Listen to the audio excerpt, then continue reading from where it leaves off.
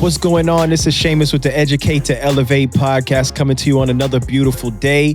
We bring you the industry leaders. It's my honor to introduce, and I'll let him introduce himself, Corey Geary. He's the man when it comes to novations. And for those that don't know what novations are, you will know by the end of this video. Corey, tell them a little bit about yourself. Hey, Shamus, thank you so much. And I'm truly blessed and honored for you to have me on today, man. This is awesome. Name is Corey Geary. I'm based out of Phoenix, Arizona, although we are nationwide in our company, minus a few states that we don't like to play in. But I've been in real estate, man, since 2016, so not a whole long time. Before I was in real estate, I was a blackjack dealer for 16 years. Got way too comfortable in that job, just, complacent and just drifting through life. It was good money. I was making about 120 to 140 grand a year. But man, it was just a party lifestyle, and it was just a lot of drugs and rock and roll, and it's all it was. And so, I was at home one day. We were watching that Flip or Flop show. Tarek Al Musa. Almost everyone knows that show. And I'm there with my girlfriend at the time, and she's like, "Why don't you flip a house so I can list it?" Because she was a part-time realtor. Okay. And she knew I had some money saved up. And I was like, I don't know, it seems easy enough, right? 20 minutes to make $80,000. I'm like, this seems like this should be a good little side hustle. Literally, dude, I'm on my morning run the next day. I run in the morning and I see one of those bandit signs, man. It's a fix and flip, ARV 350, buy price 250. I stop on my morning run. I called that phone number. It was Net Worth Realty. They're kind of similar to New Western. Okay. Most people who know those guys are. I called that phone number. I bought that house. It took me 6 months and I made $8,000. That was my very first real estate deal that I ever did. And second deal, I'm going to networking events, local RIA, stuff like that, meeting wholesalers. I buy another one. I make 20 grand. It took me like 3 months. But my third deal, though, I thought I was a big boy, thought I knew what I was doing. And like an idiot, I bought 4 houses all at once. I had a new contractor that I had to get because the other one he sucked. The new contractor was worse. And he took me to the cleaners, man, and I lost $240,000 on those 4 houses. It set me back to zero. I lost my 401k money from the casino, my life savings. I lost my previous flip money, obviously, and it completely wiped me out. And at that moment, it was either, okay, just keep dealing cards for the rest of my life, or do I push forward in real estate? But I had no more money. And so I went on Google and I literally typed in, how do wholesalers get deals? And can you guess who popped up? Sean Terry. Sean Terry. The GOAT. Maybe you've heard me tell the story before, but freaking Sean Terry popped up. So he's obviously doing Google Ads PPC for his education side of the business. So obviously I go down the Sean Terry rabbit hole. I buy his course. I go all in on that. I joined his mastermind. I've even paid him for direct one-on-one coaching. He's been an absolute blessing in my life. I'm blessed enough to call him a friend. I got his phone number in my phone. I can call him anytime. And man, that's how I kind of got introduced to wholesaling. I was kind of forced into it. Yeah. And that was kind of the beginning of my real estate journey back in 2016, 2017. Nice. Yeah. Sean Terry, we actually was just at the Collective Greatness Mastermind, and Sean Terry was there. Yeah. And he broke down the whole market, economics and everything, where we're going. I'm like, man, because the first time I seen Sean Terry was in 2019 when I was at Freedom. That's when I met Carlos and Sal. Oh, yep. And all of them guys. And he just broke everything down. And I love the entire mastermind, but that was the information that I was like, this is what I need right here. Like, what should I be doing over the next 12 to 24 months? Phenomenal, man. He knows what he's doing. He's got his thumb on the pulse. Yeah. Because he's been through the last crash. Exactly. And he lost it all. And so like he knows what to look for as far as indicators on what's to come. And I love it that he's more on the doom and gloom side than most people you talk to. Mm-hmm. And that's fine, because you need to prepare for the doom and gloom. You need to prepare mentally, financially, spiritually for what may happen. And if it doesn't happen, then great. It's just business as normal. You were prepared for it. But if it does happen, you're prepared. Yeah, exactly. So when you took that loss, because I kind of have a similar story. I didn't lose money. I went under a group of mentors, and let's just say they didn't have my best interest at heart. And We just came Happens. out of foreclosure. We was in foreclosure. We had a 7-figure business. I was working 80 hours a week. I got tired of it, shut it down, lost everything. Cars got repoed, jet skis, everything. For 2 years, from Oof. 2016 to 2018, I didn't know what I was gonna do. I was like, man, I don't know what to do. And I seen a bandit sign for real estate education. And I was like, let me find out. And it was a meetup for an educational platform. And as I'm sitting in there, I'm like, okay, these are investors. They say they buy houses and help people out. Well, I'm in foreclosure. Like somebody helped me out. And somebody in there did a short sale, put some money in my pocket, and that was my intro into real estate. Wow. So right out of the gate, man, you were able to be served by the community. That's an Yes. amazing story. Yeah. Wow. So you actually started on the opposite side of the people that we're marketing to, Yep. which is phenomenal. And it's funny, it's because I remember people driving up my driveway and I'm like, yo, get the hell off my property. They was Yeah. coming to knock on the door. And I was like, if I knew what I knew now, I probably could have put 20 grand in my pocket. But I didn't know. My mentality was it's gonna go to auction. They're gonna come the next day, they're gonna put your stuff out on the lawn. And we didn't, we just came off of, making $1 million in a year. And I'm like, now it's Right. gone, because when we closed the business down, we bought 5 acres, same thing, got a contractor, and it was terrible. Like he was Ugh. buying tools with our credit cards and everything, and pretty much wiped us out too. And I'm like, all right, what do I do? So when that happened to you, what was the pivotal point? Because in most cases, like somebody losing $240,000, they're tapping out. I'm out of here. This ain't for Yeah. me. What was it that made you say, you know what? The only way to what I want in life is through this, and I'm gonna keep going. Like, did you have a pivotal point or something?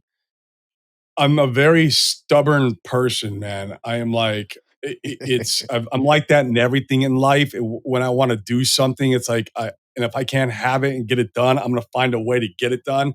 And I knew the only way I was gonna get that money back was by pushing forward. I knew if I just laid down and died, that money was gone forever. I've made that money back. I don't know how many fold now, right? Yeah, yeah, It's I can't even count.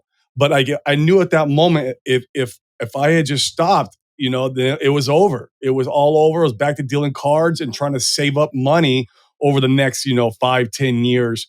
And that was not what I wanted. And it was difficult, man. I was in a very dark place though when I was going through that, even going yeah, through the you know, beginning of my journey of wholesaling. A lot of drinking, a lot of drugs, and but I was still pushing through. And but it was amazing that I did. And I'm just a very stubborn person. I don't know what it is, man. If I get punched in the face and I get knocked down, I'm going to get back up. yeah. Until you punch me so hard, I can't, right? Like until it's impossible for me to get back up. I'm going to do what I can. I mean, until I die. It's just I'm just wired that way, and I've been punched in the face many multiple times after that. Right? I mean, I think all of us as entrepreneurs and business owners, it just happens to us all the time, and Yeah, every time we're trying to scale or grow, we get punched in the face again. So we learn from our mistakes, and that's what I always try to do. Is like anytime I make a mistake in business or even in my personal life or spiritual life, I try to sit back and analyze and like, okay, what the hell did I do wrong there? How can I correct this in the future? I try to analyze it and then learn from it, and that way hmm, it's not a loss. And that's the biggest thing I can say, man. It's just it was tough, bro. I I can't know. deny it wasn't tough. I know it. And this was actually my fifth time taking a shot at real estate. When I first moved Oh, from New York to Atlanta, I went to school for construction management, right? 6 months, I'm like, man, I don't want to swing no damn hammer. But I should have stayed in there to understand the process of building a house because I love real yeah. estate. So I got out of that. Then I went to take my real estate license and realized it was almost like going back to college and being interrogated. I was like, man, you got to take the test in front of a camera. Like, I don't like interrogation. It doesn't work for me. So I Yeah. stopped. I'm Then licensed, so I laugh. yeah, it's like, they was like, oh, you got to take a test. And it was funny because on my fourth day, they was like, you got the first 4 days. If you don't want to do it, we'll get a refund. On day 4, I tapped out. I'm like, yo, I'm out. I'm like, this ain't for me. Then after that, we bought the property and hired a contractor, cleaned us out, was terrible. We was living in a house. That's the house that got foreclosed on. We was living in a house Oh, for like 6 months with no floors, uh, no baseboards. We had the shower wasn't working. I was like, this is the worst. And then in 2018, I got under those mentors and kept bringing deals to the table. Let's put it this way. In 2019, I brought 4 deals to the table that grossed 300,000. I got paid 8 grand. holy crap. How much? 8,000. Same Oh as your my first God. one. And I'm sitting here like I don't understand this. Like I don't I Oh don't my I don't God. understand. I'm bringing the deals to the table. So when I realized that, and they was having internal issues, right? So when I realized that I knew my numbers, I'm good at numbers. I know what's a deal and what's not a deal. That's when I said, you know what? Let me Right. find out about wholesaling because I didn't know nothing about hard money or nothing when I had those properties. I was like, these are the only guys I could go to, and that's when I went out to Freedom and started learning and then, me and my wife, we had closed our other business down. And I said, this is what we're going to do. Because we used to own a athletic apparel company and a factory in the Philippines. I said, we're going to sell uniforms Okay. for the first beginning of the year of 2020. We should do about 100 grand, 60 grand profit. I take 30, put it to bills. The other 30 goes into marketing. We put about 55,000 under invoice and we got paid half of it, put another 50 and COVID hit. I was like, you can't be serious. So they Oh, canceled because nobody knew if they was going to play sports. So at that point, I'm like, God, you must not, somebody on this earth doesn't want me to do real estate, right? And then I pivot into social media marketing and e-com and everything. And in November, I'm sitting in my room and I had on my whiteboard, buy an 18 wheeler. We're going to relaunch this. We're going to relaunch that. And I stood up and I heard God say, 2 years ago, you asked me to be in a financial position that you're in and you're not doing nothing with real estate. I literally walked to my room and told my wife, I said, listen, everything has to be on hold. And I went to Momentum. They was getting ready to have boom. Momentum with Carlos and Sal. And it's funny because Carlos was like, Shamus, he's like, I ain't see you in years. I'm like, yeah. He's like, I thought you disappeared.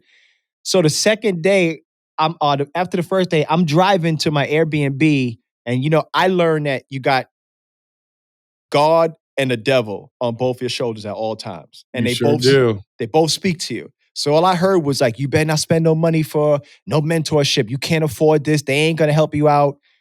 The next day, as soon as Carlos brought the screen up, I was like, I'm in. I was the first one. I'm like, I'm in. I'm in. And I relaunched. I relaunched in January of this year. But so tell me, like, along your journey, as what kept you going? Because I know it as well. Like you get punched. Like one of my favorite books is Outwitting the Devil Th- because that's what I felt. That's my favorite book. I've, You know I've read it 5 times. exactly because it explains everything. And my concept of the book is the devil attacks people that give up, and Yep. the ones that get punched in the face 8 times and still get up, after a while, he's like, I'm just gonna leave them alone. I'm just gonna leave them alone because they're not Yep. gonna stop no matter what. So what, how did you pivot through those moments? Because when you're first starting, you can have 100 grand month and then you don't make money for 6 months. And you're trying to learn this and learn Absolutely. that. And I seen you grow fast, especially with the novations. Like the last year, I seen you just take off. So what was it like? Did you have a mindset shift? Was it mentors or somebody that came into your life that you said, hey, I got the support now and I'm gonna go? Above, it's everything, man. And I tell everybody, real estate saved my life. And I'm even actually writing a book about the whole concept of how real estate saved my life. It'll be out soon. And because I got into real estate chasing the dollar. That's what I Mhm. got. I was just wanting more money, right? You see these guys on TV and you want money. And I feel like that's people say greed's a bad thing. Greed is a bad thing only if how you're chasing that greed. I feel like greed's a good thing. God put greed in front of us to go out there and give value to the world in exchange for money. That is the purpose of that. But in the beginning, I didn't know that. So I get into real estate chasing the dollar and just hanging around with people with like-minded mindsets or who are just above me and hanging around my mentors. they started changing me spiritually, physically, mentally. Like I've been sober for 2 years, for example. I've been completely sober off drugs and alcohol for 2 years. That was one big shift in my life. That was amazing. As soon as I went Congratulations. sober, I got married. I had a baby, and I'm on the older side. I'm 45 and I had a baby at 45, which was the perfect timing for me because I'm in such a right place. But I had a baby when I was in my 30s, it'd have been a shit show. But so when you start getting in a better place spiritually, mentally, and physically, when you absorb those punches to the face, when you have those Mhm. setbacks, it's easy for you to get up and shake it off and push forward again because you're understanding why those things are happening to you Yes. on a deeper level. And Yes. so, even though in the beginning it was really tough, I mean, like a lot of drugs, a lot of alcohol, a lot of just like self pities, I'm the victim kind of mindset, you have to shift that mindset completely around. Yeah. And you got to do that through being around the right people, having the right mentors, reading the right books. Make sure that even your social media is filled up with the right type of content. If I start seeing Mhm. people having negative content or something that's not in my sphere that I want to see every day, I delete that Unfollow. person. He's Exactly. out. Unfollow. He's You're out of out here. because I'm going to be on social media and I already know that because I do a lot of stuff on social media. So I got to make sure what I'm consuming every day is positive, right? Yes. And it's going to help me grow. And I'm always looking to grow more. And there's always more to grow. That's what's so amazing about life. That's all we're here to do is we're here to learn and grow. It's so funny because I'm at home, my baby this morning, and we're playing together. And I'm watching her initial learning to grow. She's 1 year old, putting blocks and things, taking them out, copying me exactly what I'm doing. And then she'll make a mistake and knock it over, but she's like confused and what's going on. And she's doing the exact same thing that we're doing, but we're just doing it on a different level. And Yep. it's so beautiful to see. And that's what life is truly about, period, is learning to Mhm. grow and get spiritual and get closer to God and physical and mental. And just those are my 4 pillars: spiritual, mental, physical, and then financial. Yep. Financials last. Yep. If you focus on the other three, this will come. Yes. Yes, it Even will. though in the beginning, your journey, it's okay to chase this one Yeah. in the beginning because then you're going to learn about the other three. And that's how real estate saved my life. So, um, yeah, man, it's all about mindset. It's all about being around the right people. I have people I could call now who are doing business at the same level I'm doing, or maybe when I have in a higher level. When I have a problem and I have a serious issue going on, I can sit and get on the phone with them, and they relate. Being an entrepreneur is a lonely place. And so you got to make sure that you're getting around these people who relate to you because in the real world out there, all my old blackjack dealer friends, they can't relate to shit I'm doing. Nothing. Nothing. Nothing. You know? It's like I go back to my old neighborhood and everything, and I see people doing the same thing from 30 years ago when I left. I'm like, how I would go crazy. Like, how are you in the same position doing the same thing? For me, one of the things that evolved me when I lost everything in 2016, from 2016 to 2018, those were probably two of the darkest years because I got 3 kids. I've been with my wife 34 years. I felt I left Oh, them wow. down. Me and my wife been together since we was 14 years old, seventh grade. Uh, Wow. That's and I'm amazing. 49. I'm 49. So my our son, we had our son. Having our son really changed my life because I was a street dude. I'll go to Yeah. war. I would go to war with cops. I didn't care. When I had my son, I said, somebody on this earth needs me now. I got to smarten up. Right. So definitely I could understand having a kid. And you said you had a daughter, correct? She's 1 year old, brother. That Oh, not alone is it life changing, that's daddy's little girl. It's oh, funny. My daughter sent me a meme, and it was a guy uh he was in his house and he got like 5 kids and he has pizza, and the first son comes up and he has a cup. Son got to put money in it. Second son got to put money in it. Third son has a baby. He's like, man, you got to pay. The girl comes. He's like, don't worry about it, baby. And she just takes the pizza and walks off. And the boys are like, yo, that's how I am with my daughter. My daughter can, yeah. I think I yelled at my daughter probably twice in my life and she cried. My sons, we get into it all the time. And I'm like, you're a man, you can't. So a daughter will change your life forever. It'll make you look at women different because that's one of the main things that, Yep. made me, one, I love my wife and respect her, but I always said, whatever I do to my wife, somebody's going to do to my daughter. Right. So I'm gonna respect Absolutely. women, 100%. to the utmost. I'm a single, I was raised with a single mother. So I respect women, and that's life change. So congratulations on that. You know, she's born, so now you'll buy, Pampers and diapers and clothes. When she gets to the Yeah. teens, it will be shotguns and AR-15s. That's what you'll I'm gonna buy. be buying. Exactly. You'll be To be buying. walking around. I Exactly. love it, man. I love it. And Exactly. to also answer the question, I'll stop after this so we can pivot. But like knowing to get punched in the face and keep going when you're really down, you have to know your true why. And I'm Mhm. going to say something controversial here that people don't like to hear. Your true why should not be your kids, should not be your wife, should not be your parents, it should not be your friends or money, whatever it may be. Do you know your true why should be? Your purpose. You. Yeah.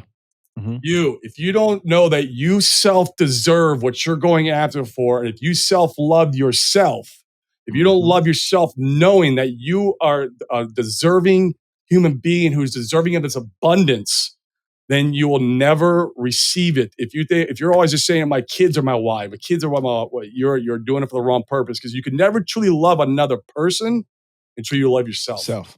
1000%. And I actually had a debate with somebody about that.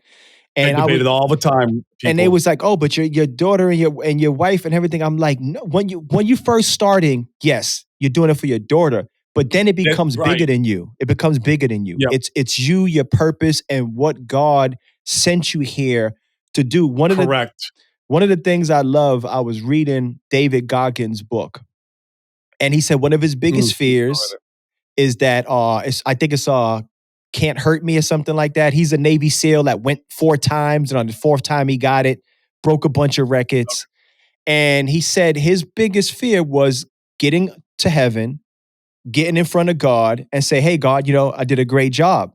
And he was like, "Nah, I've been a good father, I've been a good husband, a good role model." He was like, "Yeah, you was good, but I wanted you to be great. Like you were supposed to lead a Ugh, nation and you didn't. So in my eyes, you didn't fulfill your prophecy or your purpose."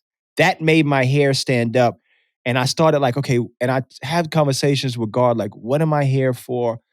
You know, I had an epiphany yesterday. We were sitting somewhere and I see myself on a stage talking to an audience like Tony Robbins. And it brought tears to my eyes because I believe that when you have glimpses of greatness and, you know, let's say you want to live on a beach and you want to own this or you want to, feed a third world country, it's already mhm, yours. God showed it to you as a vision. Here, right. this is it, Corey. This is what I need you to do. And it's up to you to find the path to go get that, you know? That's absolutely correct. That is your test. Yeah. 120% correct, man. It's funny you talk about visualization and too. I do a lot of meditation, and one of my favorite mentors in that space is Dr. Joe Dispenza. I love I don't Joe. know if you've ever heard of Yeah. him. I Oh listen my to him. god, bro! Yeah. So I've read his books. Breaking the Habit of Being Yourself is one of his best books that he's Mhm. written. And that meditation in there is funny because when I started doing that meditation and implementing a lot of this visualizations into my morning routine, that's when I started having 6-figure months. That's when Yes. I started, you just, a lot of abundance starts coming up and purpose starts coming out of you when you tap into that source.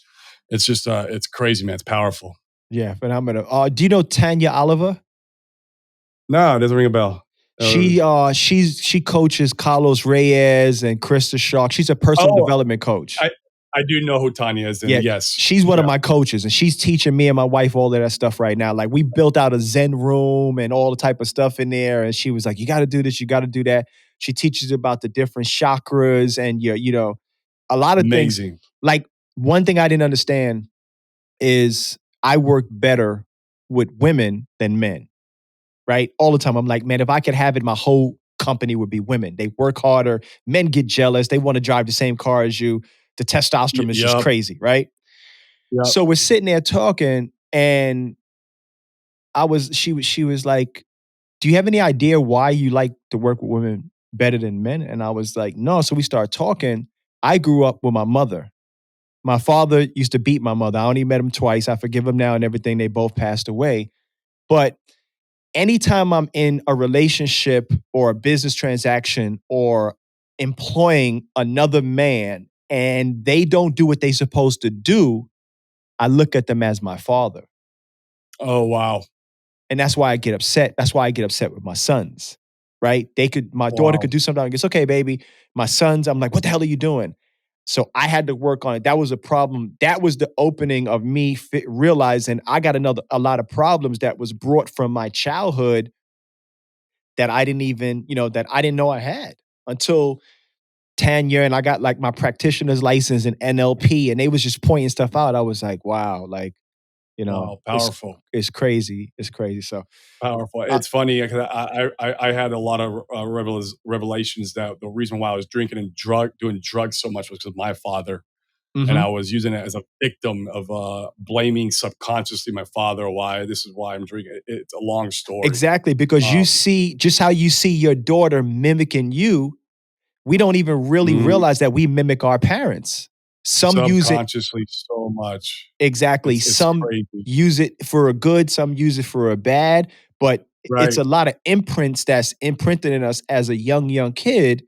And we don't know it until we open up our mind and like, damn, I didn't even realize that I did that. But that's the start is to know where the problem roots from and then Yep. work on it. Yeah. We could talk Yep. about If you mindset want to all work day. on it, I We know this we is could a talk whole about like mindset all podcast day. in itself. All right, let's talk about, when it comes to wholesaling, everybody knows, the transaction of how a wholesale fee works. You find a property, you put it under Mhm. contract, you assign it.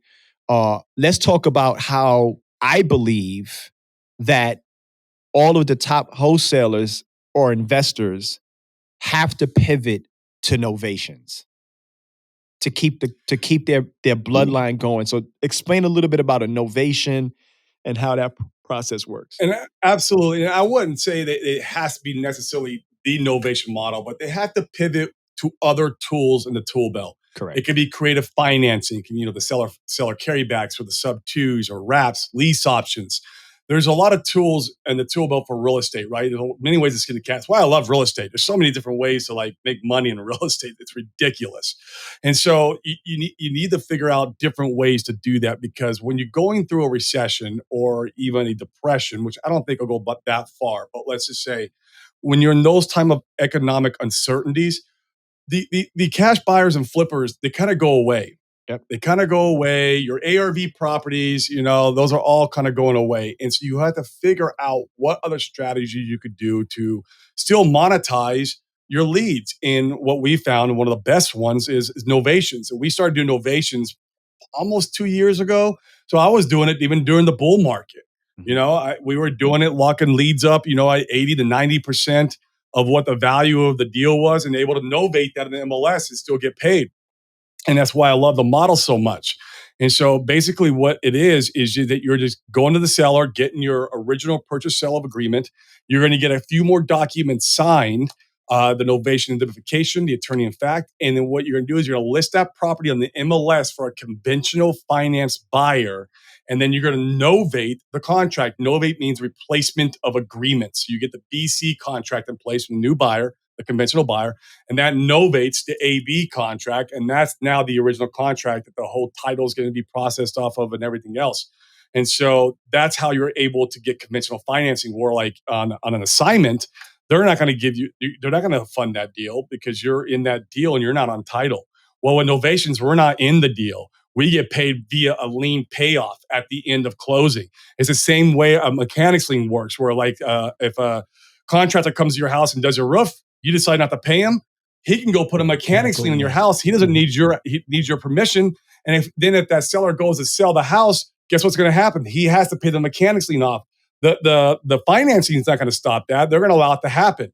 And so it's the same thing with us. We're just a lien payoff at the end of the escrow, and that's how we're able to get paid. So it's a great model.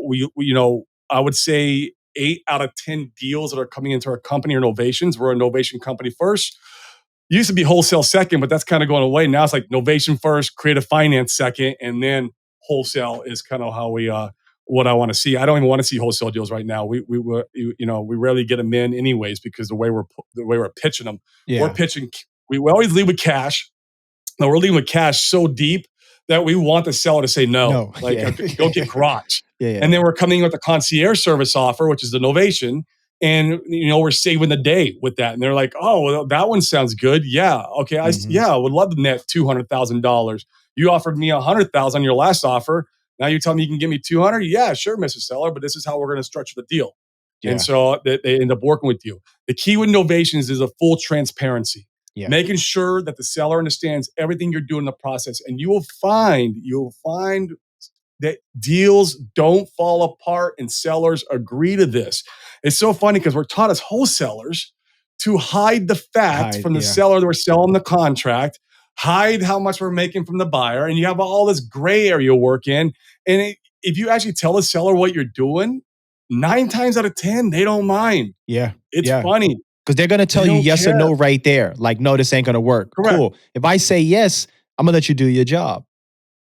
Do my job, right? The full transparency is key. And so a lot less deals fall apart when you're doing novations versus wholesaling. I don't know how many times deals are falling apart because seller got wind that we sold the contract because the buyers are walking the property and the buyer talked to the seller, blah, blah, blah. Oh my God, dude. I got story after story of that, those type of deals transpiring. But with novations, you don't have that. You just don't have it. And the buyer doesn't care how much you're making because they're a retail buyer. Yeah. Yeah. They They're not don't an investor. care. Investors, man, investors watch your Count your pocket. pennies. Yeah. Like, oh, you're making 40K. Like, don't worry about it. The numbers worked. Why you worrying about it's Me, yeah. you underwrote the deal right before you entered you submitted your EMD, correct? Yeah, it made sense, didn't it? Yeah, okay. I pay assignments when I flip deals. I buy from other wholesalers. I've paid $60,000 assignments before because I know I'm going to get my spread on the back end of that deal. And so I Exactly. don't bitch about it. But yeah, you got investors, man, because a lot of them are jaded towards wholesalers. They're almost Yeah. jealous Yeah. because, They are. man, you don't understand. I got overhead. I got a team I got to pay. I got an office I got to pay. I got marketing I got to spend. Out of that $15,000 I'm making or that $40,000, you know how much really in profit that is? Maybe 30%, 40%. That's Yeah. the profit. I Yeah. mean, they don't understand. Nah, not at all. They don't. Yeah, plenty of times. I'm like, they see something. So I double close everything. I just double close everything. You don't see this. I use Okay. transactional funding. Like we just did a deal where I made 49K on it. I just double closed. I'm like, I use transactional Right. fund. And actually, I didn't even use transactional funding. My attorney let pass through funding. He's like, don't worry about the transaction. It comes in, it goes right back out. But I had to hide like you're making 49K. Nice. Like, why are you watching? Like you pull up in a nice car, they're like, oh, this guy, how much did you get? Don't worry about what I pay for it. And it's funny because they always ask you, well, what did you get it for? Why would I tell you that? Like, why? What does it matter? Did your number work? If it didn't work, you shouldn't have submitted the EMD. Exactly. Exactly. So what does your team look like? Because I'm kind of trying to go in the same direction. I was, watching some of the videos and everything from your course. Again, too, if you're learning or you want to learn about novations, Corey Geary is the man. He got a course that's going to teach you everything you need to know. I heard you talk about staying lean because I don't want a big company. I don't want 30 cold callers. Like we switched all our marketing. No more texting, no more cold calling. It's PPC, Facebook, YouTube, There you inbound go. leads. I want one AQM, one follow-up specialist, a marketing manager, a dispo, and a COO, and we do $500,000 a month. I want it You're lean. being smart, man. So freaking smart because I made the opposite mistake. I made the mistake of wanting a big team and all this overhead. I mean, at one point in time, some people have way more overhead, like for example, Sean Terry. But I mean, I was spending 120 grand a month in overhead at one point.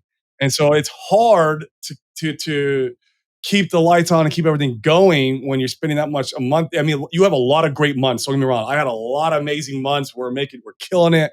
But then you have months where you know how deals get. They get up and they get stuck in the cogs, right? They stuck in escrow. And these 4 deals were supposed to close last week, but now they're getting pushed off 2 more weeks. And This is happening all the time in real estate. We're juggling these deals around, trying to figure out when they're going to close and how we're going to close them. We got title problems going on everywhere. And so like, it became a headache, man. So I was on a mission starting in November last year. I made it a mission that I was going to run as lean as possible. And I've got my overhead under 20 grand a month now. And Nice. so, yeah, I'm running lean as possible. And we've done that by really, really utilizing VAs and outsourcing what we need to get done. Yep. So, like, for example, one position was actually two positions I was able to outsource. One was my file handler. The file handler was making 40 grand a year, and her only job was to come in at 7 in the morning and hit every single property and stay in contact with the homeowner to keep that rapport going and let them know what the next step of the process is. Keep them engaged in the deal. That was her only job. And then we had a TC person in house, and his only job was communicating with title, helping fix the title issues, and helping like maybe communicate also with the seller. Anything that was a TC transactional like base. But when I onboarded, probably I feel like the best transactional company there is out there. I was able to let both of those people go. Mm-hmm. So two people out of my onboarding, outsourcing one company to do all my title work, transaction work, and keeping my sellers in the loop, keeping my buyers in the loop, collecting EMDs, all that. By onboarding that company, I was able to save probably somewhere like 60, 70 grand a year. And Just so that with was that. just one flip. The other flip is I got rid of most of my in-house acquisitions, and now I only have one in-house acquisition because he's the creative finance specialist. Okay. And really good at novations too. I mean, obviously. But then I have VAs who are locking deals up. I have Okay. VAs. I've trained VAs, very similar to how Carlos and Sal are doing in Egypt, who teaching them how to lock up deals. They're not the best at it, but they are getting contracts. But they're a small fraction of the price, and it's a work in progress of getting them their communication skills up and getting them. So so those different changes, man, and just going through your P&L, man, it's painful. God, it's painful to go through your P&L like once a month, man, and sit there and just go and analyze every freaking charge that's coming in and be like, okay, do I need that? I don't care if it's a $10 subscription. Yeah. You need to cut everything, especially in the uncertain times that are coming up. If you're very lean and you got some multiple tools in your tool belt, you're going to be able to get through any kind of winter we have. Yeah. That's the key. And so I just been on a mission all year, man, because before I was just like, spend as much money as possible and hopefully money's coming in. That was like my attitude. Same thing. The same thing. I was telling my buddy today, I was like, I relaunched January 3rd. I took almost 2 years off of real estate, right? Relaunched January 3rd. I didn't close my first transaction until May 29th, $100,000 in. And my buddy's like, bro, what do you, but that's faith. 2 weeks of faith to the utmost, all praises to the Most High. I locked up contracts the first month, but all of the contracts had tenants in it. We got to give them 60 to 90 days. I'm like, no, like, can't we just get them out now? And I had said, but what helped me was when I started out, I said, this is my goal. I'm going to go 6 months. My budget is 100,000. If I don't make my money back or make any money, one, either I suck at closing or I'm doing something wrong and I have to restructure everything and then keep forward. But my buddy was like, bro, you're at 80K. I'm like, bro, I said I was going to go to 100. Talk to me when I'm at 101, right? Yep. And luckily in May we did close to 100 grand. Exactly. I got 20 more. Exactly. Like we're gambling. Like I got 20 more and I could win with this 20. But it took the ultimate faith. In May, we had a good month. June, we closed. July, we closed. And a lot of the properties I'm taking down, like I'm in the middle of a cash out refi. We're doing Airbnb and stuff like that. So we're going to keep a lot of them, So, but on the exit strategy side, we're going to start to do more subject to novations and things of that nature, Yes, So, and the wholesales will still be there here and there. If you get them super deep, let me kind of circle back. Not all cash buyers are going to be out of the market. There are your real professional fix and flippers who are they have their numbers dialed in. They have, just a robust operation. They know how to get through bear markets. Yeah. There are people out there like that, and so you'll be able to wholesale some, but don't make that your only Yeah. one trick pony One trick type pony. deal, right? Yeah, It's at like, all. so You're gonna go out. You're gonna go out. What's some advice for a new investor trying to get into real estate other than come with a helmet? Make sure you wear a come with a helmet. helmet. Yeah. Obviously in the mindset and just the spirituality and everything that goes on, that make sure you're getting around the right group of people. Make sure that you're not hanging around the old friends. If you got what I call fire friends, fire them. You need Yeah. to get out of your old groups. And for mentally, spiritually, and physically, everything. I mean, that you have to be around the same people who are on the same journey as you. Yeah. Period. It's just no other two ways about it. So as a new investor coming in, make sure you're surrounding yourself with these people. Get rid of people who don't cheer you on. That could be your wife, and that's a That's tough tough. conversation Yeah. sometimes. It's a tough. And for me, it's been some of my family members, my immediate family, because you got to cut them out. I mean, it's a hard one to do, but they will always bring you back. So beyond that, you do want to start. You want to lead in with wholesaling. You Hmm. want to lead in with cash and learn how to negotiate deals, because that is the key to all this.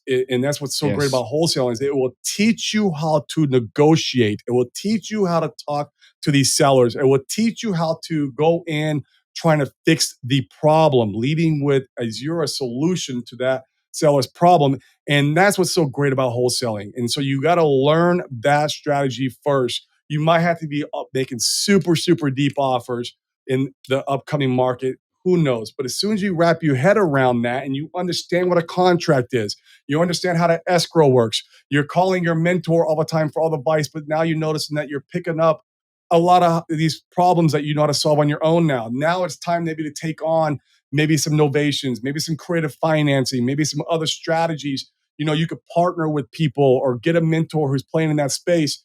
And so then you can start monetizing these leads that you're getting in that you're already paying for. I mean, we pay for these leads. I mean, they're not Hmm. cheap, and start really turning the gas up. But you can't lead right into like novations or sub two if you Yeah. can't even negotiate a wholesale deal. Yeah. And so that's why you definitely wholesaling is the gateway drug to real estate.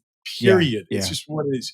You have to learn wholesaling first, and then you can lead into the other strategy. Unless you got deep pockets, because if you have deep pockets, then you can just buy from wholesalers, Yeah. Yeah. or you can, Exactly. yeah.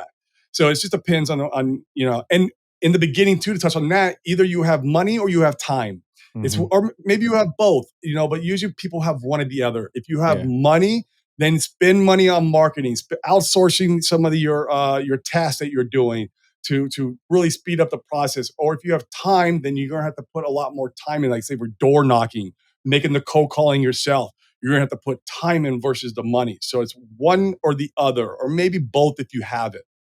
Yeah. Great. Great advice. What does your legacy look like in 10 to 20 years?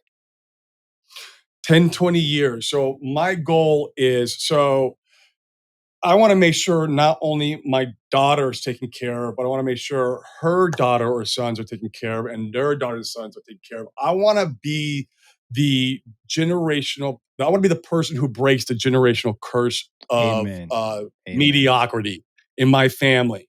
And so I want to make sure I accomplish that. And I won't stop till I do. My goal is to be retired at 50, but do stuff. I'm never gonna fully retire because I can't just sit home and watch TV. Yeah. Like Me I'll go neither. crazy, right?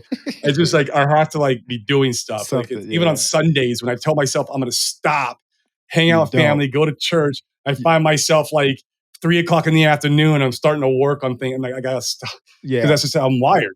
Yeah. But so the legacy is, man, I want generational wealth for my family. I want trust set up in a way where, like, obviously, like my daughter can't turn 16 and take $10 million out of her account and go Yeah. blow it on stupid stuff. So I want to make sure I have the things set up in the correct way. I want to make sure I have enough passive income coming in by the time I'm 50. If I do want to stop what I'm doing, I can stop Hmm. what I'm doing. And so, I mean, I have numbers in my head. I don't know if you want me to share, Yeah. Go ahead, but because I'm gonna share my numbers. Go ahead. so real estate's made me a millionaire. I am deep into other things too, like Hmm. cryptocurrencies, and we drill for oil and gas out in Texas. I play in other stuff. I'm an investor in some tech stock. Actually, I'll tell you who I'm gonna. You ever heard of Investor Lift? Yeah, Robert. I own 2% of the company. Oh, that's good. Yeah, you do it. You're good then. Yeah, it's a great investment. Stuff like that. I look for opportunities like that to park my money. I look at my business as my transactional now money, and I Hmm. get it. I'm like, what can I do with this money to pay me later? Hmm. Delayed gratification is the key to life. I don't need to spend this money. I need to park it somewhere and let it grow and do something else for me. And so I always say real estate made me a millionaire. Crypto can make me a billionaire, but my Yep. goal is 100 million. Okay. 100 Okay. million by the timeline you say. But I'm big into the crypto, and we could go on a whole nother podcast on that and go down that rabbit hole. I feel like that's going to be where the next great transfer of wealth is Well, going to come from in our generation. It's already on the horizon, and right now is the most perfect time to learn about crypto and start accumulating because we're in a bear market. We're in exactly. a massive bear market, and so that's what I always tell people. So that's good. But multiple strategies. You don't want to have just one. Okay, I'm only going to do crypto. No, no, no, no, no, no. You need to have multiple things that you're doing to set yourself up for life. Yeah. So when you say oil, did you do any investing with Nick? Yeah, yeah, we're in the same shit, dude. Okay, because we was out having a drink and stuff like that at the Collective Greatness, and he started talking about oil, and I'm like, yo, explain the oil to me. Like, Yeah, oil to yeah, me is yeah. like from New York. They're like, ain't nobody, I don't know nobody drilling no damn oil. So yo, Nick's a good dude. Yeah, we're investing. He's invested a little more now than I am. He's actually done a lot of things with Brent. Brent's the guy who's running a lot of those Mhm. projects. But I'm invested in a lot of projects with Brent, and then actually another company too. Mhm. But yeah, we're drilling for oil and gas. We've already hit many different wells, and I mean we're cash flowing. It's a high risk, high reward business. So if you got the stomach to take the risk, when you do get those rewards, it's massive. Yeah, yeah. It's So, massive. so I'll share my numbers. My passive amount per month, passive, is 100 grand. Okay, I want 100 grand, respectable. 100 grand per month. You know, that's if I don't get out of bed, if I stay in my Mickey Mouse bathrobe, nothing changes. I Right. don't have to do anything. My number used to be 100 million, right? I had a Yep. conversation. It was kind of a manifestation. I had seen a picture like 3 or 4 years ago with a bunch of heavy hitters.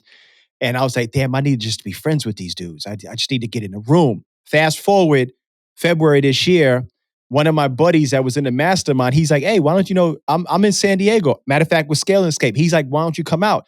I come out, it's all of the guys that's there. And I'm like starstruck. I'm like, yo, I'm here. Like, I'm here. So we start talking, and they're talking about a $5 billion fund. And I was like, whoa, Right. like you said, B. Like, I'm gonna just sip my tea and stay on this side of this side of the table. And then I was asking my buddy, I was like, you know, to become a millionaire is easy once you know what you do. And if you compound that and you know you make good investments, you could get to 100.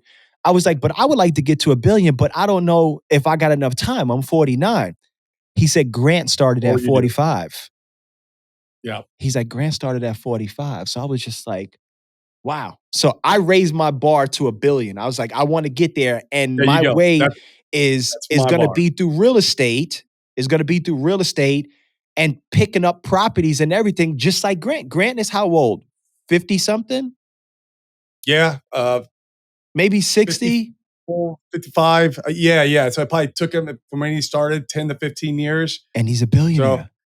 he's And a he's billionaire. I mean, look at the guy who created KFC. I know everyone's heard that story. He was like 64. in his 60. Yeah. Yeah, And yeah, he started, I mean, did he leave a exactly. legacy? Oh my God, did he leave a Yeah, legacy? exactly. And it's funny because I always tell everybody too, I call him the one. I actually got a clothing line that I'm working on called the one. I said, every family has the one. I'm the one in my family, Yeah. right? You I'm the sound like Ed one. Milet. Ed Yeah, Milet. Yeah, I love Ed Milet. Man, I just read his book. I think it's I called love it. One More Thing. It's on my desk Great right book. there. Yeah, it's on my desk right Yeah, now. great I book. listened to And it and then I purchased it and I read it because I wanted to highlight stuff in there. yeah. But somebody like Ed, he's gonna hit 1 billion. He's gonna hit 1 billion. Oh yeah. No, he's going to do it. No doubt. You No know, doubt. so you know the passive, and then you know my thing is I want to impact as many people as possible. especially I love coming it, from man. where I come from. You know, I remember my sister telling me, this is like 2 years ago. She called me. My sister's older. I'm the youngest one. She's like, Shamus, I'm sorry. I'm like, sorry for what? She said, all those years I told you to get a real job, that you wasn't gonna, nothing was gonna work. She said, now I work 2 jobs. I can't pay my bills. And we're getting ready to pay my sister's house off. And she don't know that yet, but she'll probably know it when she sees the podcast. We're gonna pay a house Beautiful. off and everything because she saved my life. Like, not only I got kicked out of the 7th grade with a firearm. When I told you I was in the wild, wild west, I was in the wild, wild west. She saved my life then because they wanted to put me in the juvenile detention center. She took me from the Bronx to Spring Valley, but she told me something that made me just, thank her even more. My mother and her was on their way to an abortion clinic, and she talked my mother out of getting an abortion Wow. with me. When she told me that, I was Wow. like, it made me feel strong because I'm like, yo, the devil been trying to get me since I was in the womb. Like, you was trying to get me out of here. So let's go. But Yeah, and I you're beating him. You're beating him. outwitting him. Outwitting him. When I read that book, I was just like, I was saying that I read it a couple of times, and I'm like, man, this book makes so much sense, man. So, Powerful, dude. It's like one of my Bibles, yeah, hands down. So, exactly. Well, Corey, I appreciate you taking the time out here. Please tell the listeners where they could find you, what you have going on, and just information if they want to get in contact with you. Because my listeners, absolutely. they definitely are new entrepreneurs. That's what I'm focusing on, is getting people that don't believe they could do it to believe. So tell them how they could get in contact with you. Absolutely, man. The best way to get in contact with me is Facebook, Corey Geary, Corey, Geary, Geary. And you can DM me. It's not a VA who answers my DMs. It's me. You can also do it on Instagram at the Corey Geary. You can DM me there. It's me, the one answering my DMs. As far as what I got going on, obviously I got my real estate company going on, but we also have the Novation Nation course. It's just going to teach you how to do novations in the videos. It applies you the paperwork, which is the real true value out of that course. I Yes, spent sir. thousands of dollars on that paperwork. And then we also have a mastermind too, the New Age Wholesaling Group, where we literally teach investors how to go nationwide with their business, doing novation deal making with PPC as your main marketing strategy. Exactly how you mirror my business, basically, is what we talk about in that group. And we got a lot of heavy hitters in there. And so that's kind of what we got going on. My goal is also too to help as many people as I possibly can. I want to be able to give and serve the way that my mentors have been able to serve me coming up in this industry, because there's a lot of amazing people in this industry. There's a lot of shisty people too, but there's a lot of amazing people, man. Like Carlos and Sal, man. I love those guys. Those guys are absolutely phenomenal. And Yeah. so, yeah, man. So that's the best place, social media. I am on Twitter, but I keep Twitter specifically for my crypto. Yeah. That's my crypto, Corey Geary. That's completely different than my real estate. Facebook and Instagram is my real estate. Good. Everybody, definitely go follow my buddy Corey here. If you want to learn about novations, if you want to see somebody that will inspire you, because I watch your videos and everything. I'm like, man, this my brother right here. Appreciate That's it. why I reached out to you. Make sure you follow him. Corey, I appreciate it. Let me know if you need anything in Atlanta, any boots on the ground. I'm here for you. And I'll see you at San Absolutely, Antonio man. in Wholesale Live. Yes, sir. Truly an honor and a blessing to be here. Thank you again. Thank you.